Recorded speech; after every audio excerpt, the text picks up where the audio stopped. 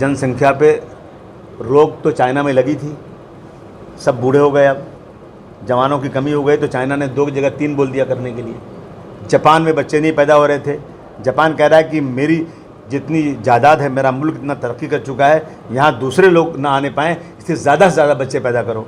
आप जाइए लंदन जाइए, यूके जाइए, आप यूके में बच्चा पैदा होते ही उसको गवर्नमेंट का पूरी सिक्योरिटी मिलती है कि बच्चा बड़ा हो जाए ताकि मुल्क की आबादी बढ़े। मेरे मुल्क में ये हो रहा है। मैं कहना चाहता हूँ कि अगर आपको देखना है, सचमुच सर्वे करिए, आप जाइए स्लम के अंदर जाइए, गरीबों के पास ज़्यादा बच्चे हैं, और जाइए आप बड़े लोगों के कारपोरेट के पास जाइए, 1 बच्चे या 2 बच्चे हैं। बेकारी जहाँ है वहाँ बच्चे ज़्यादा हैं, जहाँ बहुत ज़्यादा खुशहाली है वहाँ बच्चे कम हैं। ये आप देख लीजिए, पता लगा लीजिए। तो अगर आपको करना है तो आप जो है पहले लोगों को काम दीजिए, नौकरी दीजिए। आप कहते हैं जनसंख्या ज़्यादा है, तो जनसंख्या ज़्यादा होने का फ़ायदा ये है कि हम उनको छोटे छोटे काम कराएं, फैक्ट्री खोलें, इंडस्ट्री खोलें, जिस तरह चाइना में हो रहा है। हमारे लोग जा रहे बाहर काम कर रहे हैं, यही इनको जिस तरह से चाइना ने अपने यहाँ शुरू किया है, अगर हम यहाँ शुरू कर दें तो मैं समझता हूँ मेरा देश आसमान की ऊंचाई पर चला जाएगा। कोई जनसंख्या पे इस तरह से कंट्रोल करने की ज़रूरत नहीं है, अपने आप सब ठीक हो जाएगा। मुझे कोई चिंता नहीं है, जो कर दें, लेकिन उनसे पूछा ना जिनके इतने बच्चे हैं। मुसलमानों से सवाल क्यों पूछा जाता है? ये सवाल तो उनसे पूछा जाना चाहिए। दूसरी बात जो है, धर्मांतर की बात हो रही है। देखिए, अगर मैं अभी कह दूं कि मुझे हिंदू बनना है, बड़े खुश हो जाएंगे, क्योंकि इन्होंने देखा ना, आपने आगरा के अंदर कबाड़ी लोग बैठे थे, उनके पास राशन कार्ड नहीं था, पहचान पत्र नहीं था, नेताओं को पकड़ा कि हमें आप ज़रा पहचान पत्र दिला दीजिए। वो लोग ले गए, हवन में बिठा के बोले सब हिंदू हो गए। आपने देखा कि आज तक किसी महफिल में मुसलमानों ने मीटिंग लगाकर अगर ये कहा हो कि आओ आओ मुस्लिम बनो, हिंदू बनो, आओ हिंदू बनो, तो मुझे बता दो। लेकिन मैं बताता हूँ कि इन लोगों ने, जो हिंदुत्ववादी शक्तियाँ हैं, इन्होंने मंच लगाया और कहा कि 5 लाख से 15 लाख रुपए देंगे, आओ हिंदू बनो, आओ अपना मज़हब छोड़ो। हम इतने सालों में 211 जोड़े मुसलमान लड़कियों को लाएंगे, बहू बनाएंगे और हिंदू बनाएंगे। खुलेआम बोल रहे हैं, कोई रोकता नहीं उनको। क्या मतलब इसका है? मैं कहना चाहता हूं कि 18 साल की उम्र के बाद देश आज़ाद है। जब एक औरत के साथ रहने के लिए आज़ादी है, जब एक आदमी के साथ रहने की आज़ादी है, तो फिर 18 साल की उम्र के बाद उस आदमी को किस धर्म में रहना है, उसकी आज़ादी कैसे छीन सकते हैं आप? जहाँ जाना हो चला जाए वो, आप सेवा कीजिए उसकी। आते हैं क्रिश्चियन लोग, जाते हैं गांव में आदिवासी जिसको कोढ़ हुआ है, जिसके पास लोग जाते नहीं, उनके बगल में बैठते हैं, उनको खाना खिलाते हैं, उनका इलाज करवाते हैं फ्री में, तो वो लोग अपना धर्म परिवर्तन कर देते हैं। तो ये जो है ना, ये सब सिर्फ हिंदू मुस्लिम कर बांटने के लिए कहा है। अरे नारायण राणे का बेटा बोल रहा है, हैसियत क्या तेरी? बस अपना नंबर बढ़ाना चाहते हो बीजेपी में, कुछ मिल जाएगा। नफरत बंद करो ये सब। एक औरत बिना शादी के एक आदमी के साथ होटल में रह सकती है, लिविंग रिलेशन के ऊपर, उस पर कोई पाबंदी नहीं।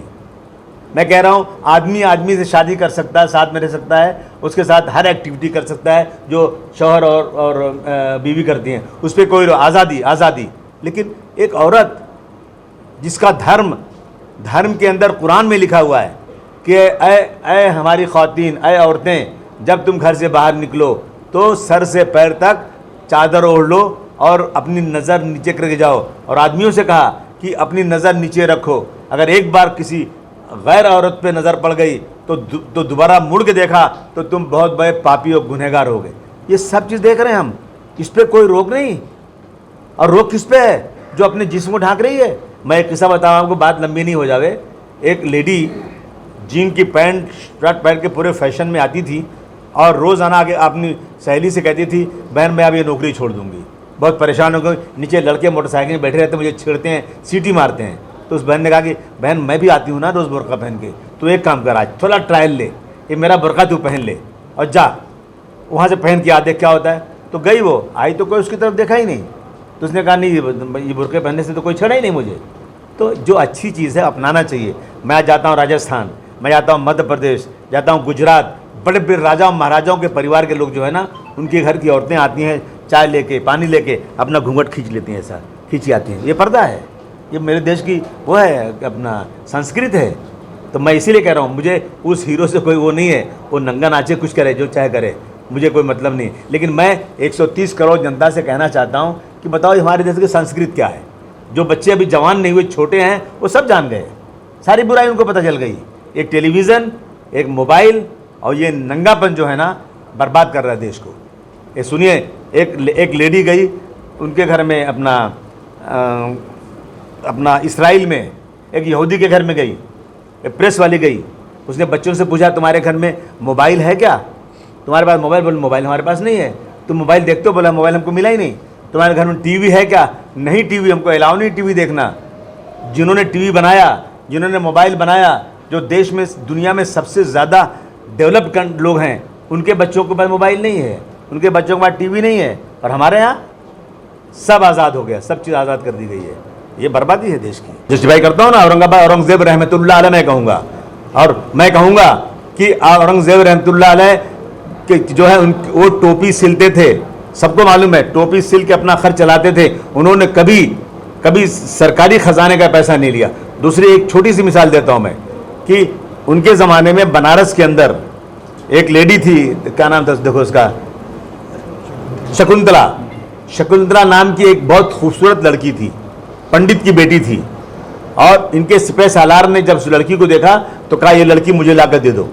उसके बाप से कहा, जब बाप ने कहा कि बेटी आज बहुत गड़बड़ हो गया है, तुमको कहीं देख लिया उसने और कहता है उसको सजा के मेरे यहाँ भेज दो, मैं इसे शादी कर लूँगा। ज़बरदस्ती, परेशान हो गया बाप। वो लड़की ने कहा बाप पिताजी आप जाकर कहिए कि 1 महीने के बाद मैं सजा के भेजूँगा, अभी नहीं, मुझे थोड़ा टाइम दे दो, मैं कुछ बंदोबस्त करता हूँ। ठीक है, बोले 1 महीने बाद भेजो। वो लड़की गई औरंगजेब रहमतुल्लाह अलैह के पास। यह किस्सा आप देख लीजिए, पढ़ लीजिए, आपको देखना तो अभी आप यूट्यूब में भी देख लीजिए। तो गई वहाँ पर, जो सबसे मिल रहे थे वो, तो इसने हाथ बढ़ाई तो उन्होंने देखा ये लेडी का हाथ है, उन्होंने रुमाल रख के हाथ मिलाया कि गैर औरत का हाथ हम नहीं पकड़ सकते, इस्लाम में जायज़ नहीं है। तो जब उसने बात कहना शुरू किया, कहा बेटी तुम अंदर बैठ जाओ। उन्होंने अंदर बुला के पूछा क्या बात है? उसने कहा ऐसा ऐसी बात है, एक वो आपका बनारस का जो आपका ऑफिसर है वो ऐसी सी बात मेरे पिताजी से बोला है। तो उन्होंने कहा बेटा तुमको जाना तो पड़ेगा, और जाओ तुम यहाँ से, तुमको जाना पड़ेगा। वो लड़की आई अपने बाप के पास, कहा कि पिताजी मैं मिली उनसे, औरंगजेब रहमतुल्लाह से मिली, उन्होंने कहा तुमको जाना तो पड़ेगा, लेकिन मुझे बेटी भी बोला उन्होंने। वो दिन आ गया, बाप ने सजा के ले गया। वो बहुत बदमाशी कर रहा था, सिपह सालार बहुत खुश था, पैसे बांट रहा था, मिठाइयाँ बांट रहा था। एक कंबल में एक आदमी आया, कंबल ओढ़े हुए, उसने कहा मुझे पैसे दो। तो कहा उठा लो, मैंने हाथ में पैसे लूँगा।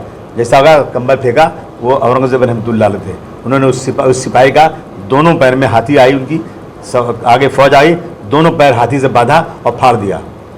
ये उनका, ये मैं इससे जस्टिफाई करूँगा कि औरंगजेब रहमतुल्लाह अलैह ने कभी जो है हिंदू मुस्लिम का नहीं। आज भी अगर आप देखना चाहते हैं मेरे साथ चलिए, बनारस हिंदू यूनिवर्सिटी के अंदर उनके हाथ का लिखा हुआ लेटर लिखा है, मंदिर बनाने के लिए और मंदिरों को हिफाजत करने के लिए फंड देने के लिए लिखा हुआ। आज आप आसाम में जाइए, मंदिर को फंड दिया उन्होंने, कितने मंदिर बनाए उन्होंने, कितनी मस्जिदें बनाई, तो मंदिर भी बनाई।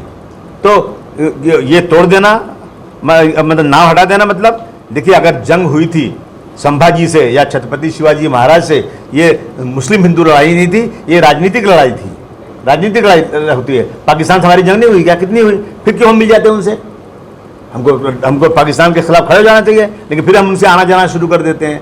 फिर होता है चाइना से हमारी लड़ाई नहीं हुई, कितने लोग मारे गए, हमारी ज़मीन चाइना ने कब्जा किया है 1965 में, आज तक हमने इसे वापस नहीं लिए, लेकिन फिर भी हम मिलते हैं उससे, जाते हैं, हमारा आना जाना है। ये राजनीतिक लड़ाई, मुस्लिम हिंदू लड़ाई नहीं है। इसलिए मैं कहना चाहता हूँ ये नाम जो बदला जा रहा है ना, सिर्फ और सिर्फ हिंदू और मुस्लिम करके बदला जा रहा है। जो मैं आपको नाम गिनाऊँ कि उत्तर प्रदेश में जो मुगल सराय नाम बदल दिया, इलाहाबाद नाम बदल दिया, अकबरपुर नाम बदल दिया, फैज़ाबाद नाम बदल दिया, गुलबर्गा नाम बदल दिया, औरंगाबाद नाम बदला, उस्मानाबाद नाम बदला, दिल्ली में औरंगजेब रहमतुल्लाह अलैह का रोड का नाम था वो बदल दिया।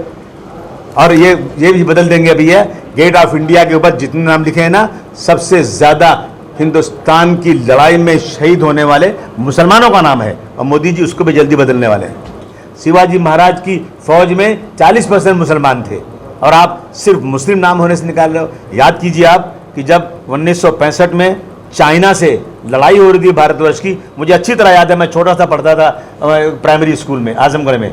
हमारे पास साधु बाबा थे, उनका एक पैर वो था ख़राब था, क्या बोलते हैं उसको, पोलियो था। वो साइकिल पर बैठ के चलाते थे, हम लोग उनके पीछे पीछे कपड़ा दो, पैसा दो, गल्ला दो, गलियों में मांगते थे। चाइना से लड़ा दी, पैसा नहीं था भारतवर्ष के पास, गरीबी के दिन थे हमारे 1965 में। यही मीर उस्मान अली ने उस वक्त के प्रधानमंत्री लाल बहादुर शास्त्री जी को हैदराबाद बुलाया और 6 टन सोना, जो दुनिया का सबसे बड़ा डोनेशन, 6 टन सोना दिया कि मेरे देश की रक्षा के लिए ये मेरी तरफ से है। और उनके नाम को आप निकाल रहे हैं और एक धारा शुरू रख रहे हैं, क्या मतलब? सिर्फ हिंदू मुस्लिम, सिर्फ हिंदू मुस्लिम, इस तरह से नाम। मैंने कहा था उस दिन कि साहब आप बहुत जगहें पड़ी हैं, हिंदुस्तान बहुत बड़ा मुल्क है। उद्धव साहब आप एक काम कीजिए, जो ज़मीनें खाली पड़ी हैं वहाँ नया शहर बसा दीजिए, बचाइए। पुराने शहरों के नाम बदलने से क्या होगा उद्धव जी? नया कोई शहर बसाओ तो कोई बात बनाइए, उसमें आप आदरणीय बाला साहब ठाकरे का नाम रख दीजिए, उसमें आप अपनी मदर का नाम रख दीजिए, उसमें आप जितना चाहिए नाम रख दीजिए, कोई मना नहीं करता है। लेकिन सिर्फ और सिर्फ मुस्लिम हिंदू करके देश को बर्बादी के कगार पर खड़ा किया जा रहा है। तो कहते हैं ना, बड़ी दूर से आया हूँ, प्यार का तोहफा लाया हूँ। मेरा मकसद ये है कि दोस्तों, इस देश में जो नफ़रत आपस में पैदा की जा रही है, जो देश में हज़ारों साल से एक गंगा जमुनी तहज़ीब थी, हम गांव में रहते थे तो हिंदू औरतें अपने बच्चे को मस्जिद के पास लेके आती थीं और गिलास में पानी देता था, बोले ज़रा नमाज़ पढ़ के आप निकलो, फूंक दो तो मेरे बच्चे की बीमारी दूर हो जाएगी। जब शादी ब्याह होता था तो हिंदू भाई भी मुस्लिम के घर में शादी रहती थी, अपने घर में आटा पिसवा के रखता था, लकड़ी रखता था, बिस्तर और खाट देता था, आपस में बहुत अच्छी भाईचारगी थी। परंतु 2014 के बाद हमारे मुल्क में एक बद नज़र लग गई है और आपस में लड़ाने की कोशिश हो रही है। सबसे पहले मेरा ये मकसद होगा कि मैं यहाँ के अपने लोग, जो मेरी कौम के लोग हैं, मुसलमान भाइयों से मैं कहने आया हूँ कि रसूल अल्लाह ने कहा है कि अगर तुम्हारा पड़ोसी भूखा है और तुमने भरपेट खाना खा लिया और अपने पड़ोसी को नहीं पूछा तो तुम मुसलमान नहीं हो। मुसलमान होने की ये भी शर्त है कि आप अपने पड़ोसी के साथ, वो चाहे किसी धर्म का हो, उसके साथ एक अच्छा व्यवहार करो। भाई एकदम यहाँ तक उन्होंने कहा तो लोग डर गए कि ऐसा कहीं रसूलुल्लाह ने बोल दें कि पड़ोसी को प्रॉपर्टी में भी हिस्सा देना पड़ेगा। ये डर लोगों को लग गया ये बात सुन करके। तो मैं सबसे पहले शोलापुर और इस माध्यम से जहाँ तक मेरी आवाज़ जा रही है, मैं किसी से डर के नहीं, डरते तो सिर्फ अल्लाह से हम हैं, दुनिया में किससे क्यों डरेंगे हम। लेकिन जो अल्लाह का पैगाम है, रसूलुल्लाह का पैगाम है, वो मैं पूरे देश में आम करना चाहता हूँ। मैंने मुंबई में 50 से 60 मीटिंगें किया, बड़े बड़े लोगों को बुलाया और मैंने यही कहा है, पहले मैं अपने लोगों से कहता हूँ कि अगर आधी रात को भी किसी पड़ोसी हो, चाहे किसी ज़ात धर्म का हो, उसे खून की ज़रूरत पड़े तो कह देना यहाँ बहुत सारे हिंदू हैं, वो बगल में खड़े रहें, मुसलमान आके अपने बदन का खून देकर उस हिंदू की रक्षा करने का काम करेगा। ये हमें इस देश में करना ज़रूरी है। क्योंकि अभी देखा आपने, अभी कह रहे हैं कि अब जो पूरी दुनिया के जो इसके जेनोसाइड के नरसंहार, यानी जिसमें लाखों लोग मारे जाते हैं, उसके जो प्रेसिडेंट हैं वो कह रहे हैं कि भारतवर्ष जो है 8 कदम आगे जा चुका है और बहुत थोड़ी चीज़ें बाकी हैं। जो भारतवर्ष में हो रहा है उसका आगे जाके ये रिज़ल्ट होने वाला है कि लाखों लोगों का खून खराबा होगा, लाखों लोग मारे जाएंगे। तो मैं कहूँगा कि जलेंगे हम तो जल जाएगा सारा गुलसिता माली, समझ मत अहले गुलशन में मेरा ही आशियाना है। आग नहीं पहचानती किसी को कि हिंदू का घर है कि मुस्लिम का घर है। आग लगाने जाएंगे आप मुस्लिम के घर में, वो आग लपक के हिंदू के घर में जा सकती है। ये चीज़ें देश में ना होने पाए, ये हमें सबसे ज़रूरी है। हम 10 साल और इस मुल्क में एक वक्त खाना खाएंगे, एक वक्त भूखे रहेंगे, हमारे बच्चों को स्कूल में एडमिशन नहीं मिलेगा, हम सड़क पर खोंचा लगा के ज़िंदगी गुजार लेंगे। लेकिन सबसे पहले हम भारतवर्ष की जो पुरानी रीति है उसे हम बहाल करना चाहते हैं कि हम लोग इस देश में भाई भाई की तरह से रहें। दोस्तों, हम लोगों ने ये सरकार जो महाराष्ट्र में चल रही है इसको हमने सपोर्ट किया था। हालांकि मेरे सपोर्ट करने से न तो सरकार बचती न सरकार गिरती, लेकिन हमने सपोर्ट इसलिए किया था कि बीजेपी जैसी पार्टी सत्ता में आने ना पाए। लेकिन देखा आपने उद्धव जी ने क्या कहा। उद्धव जी ने पहले कहा था कि मैं 30 साल तक गलत लोगों के साथ था, अब मैं उसका प्रायश्चित करता हूँ, पश्चाताप करता हूँ और मैं अब जो है ना 30 साल तक सेक्युलर सरकार चलाऊँगा। चल रहा था, लेकिन एक दिन हाउस में उन्होंने कह दिया कि बाबरी मस्जिद को शहीद करने वाले मराठी लोग थे, शिव सैनिक थे। ये बोलने की क्या ज़रूरत है? हमारे जख्मों को हरा क्यों करते हैं? जो होना था हो गया, फैसला हो गया, बात ख़त्म हो गई। लेकिन आज एक होड़ लगी हुई थी देश के अंदर कि कौन बड़ा हिंदुत्ववादी है। ये इससे क्या नफरत बढ़ती है। हमने इस सरकार को सपोर्ट किया, लेकिन इस सरकार ने हमारी 2.5 साल रहने के बाद भी मैं कांग्रेस और एनसीपी से एक सवाल पूछना चाहता हूं कि आप सेकुलर हैं, अपने आप को सेकुलर कहते हैं, 2.5 साल में आपने मौलाना आज़ाद कारपोरेशन का गठन नहीं किया, जिसमें कुछ गरीब मुसलमानों को पैसे मिलते थे, जाकर बिजनेस कर सकते थे, लोगों को लोन मिलता था, लेकिन उसका प्रेसिडेंट, उसकी बॉडी नहीं बनाई गई। हज कमेटी महाराष्ट्र की है ही नहीं, बनाए नहीं। कितनी बार हमने बोला हज कमेटी बनाइए। उर्दू एक है, और उर्दू इसी मराठवाड़े में फली फूली है, और ये उर्दू एकेडमी आज तक नहीं बनाई गई। उसको बिल्कुल, जो उर्दू इसी मुल्क की ज़बान थी उसे परदेसी बना दिया गया अपने देश में। इसी उर्दू ने इनकलाब जिंदाबाद का नारा दिया, इसी उर्दू ने जय हिंद का नारा दिया, इसी उर्दू ने जब अंग्रेज़ों से लड़ाई होती थी, यही उर्दू के शेर हमारे फौजियों के दिलो दिमाग में एक वलवला पैदा करते थे उनके शेर। लेकिन इस उर्दू ज़बान को इस्तेमाल तो सब करते हैं। जब भी फडणवीस साहब भी जब भाषण करते हैं ना, तो 2 उर्दू का शेर पढ़ते हैं, मराठी का नहीं पढ़ते हैं। जब दिल्ली में कोई पढ़ता है ना, वहाँ पे फाइनेंस मिनिस्टर पढ़ते हैं, तो 2 उर्दू के शेर पढ़ते हैं ये लोग। लेकिन उर्दू को लोग इस्तेमाल करते हैं, लेकिन उसको अपनाने को कोई तैयार नहीं है। उर्दू अकेडमी नहीं बनाई गई महाराष्ट्र में, पूरे देश में बनती है, लेकिन यहाँ नहीं बनाई गई। माइनॉरिटी कमीशन, यदि कोई भी कहीं कुछ फसाद हो जाए, कहीं कुछ काम हो जाए, माइनॉरिटीज़ का कुछ काम हो, माइनॉरिटी कमीशन गठित किया गया था, लेकिन महाराष्ट्र में 2.5 साल में हमारे चिल्लाने के बाद भी इन्होंने माइनॉरिटी कमीशन नहीं बनाया था। बेगुनाह बहुत सारे जेल में पड़े हैं। हमें नहीं कहते हैं छोड़ दीजिए उनको, हमें कहते हैं उनकी केसेस को जल्दी चलाए। 20-20 साल से लोग पड़े हैं जेल में, और मैं दावे के साथ कहता हूँ, और मेरे पास एविडेंस है, गवाह हैं, कि कुछ लोगों को ज़बरदस्ती पकड़ के जेल में डाल दिया गया है और 20-20 साल से जेल में पड़े हैं।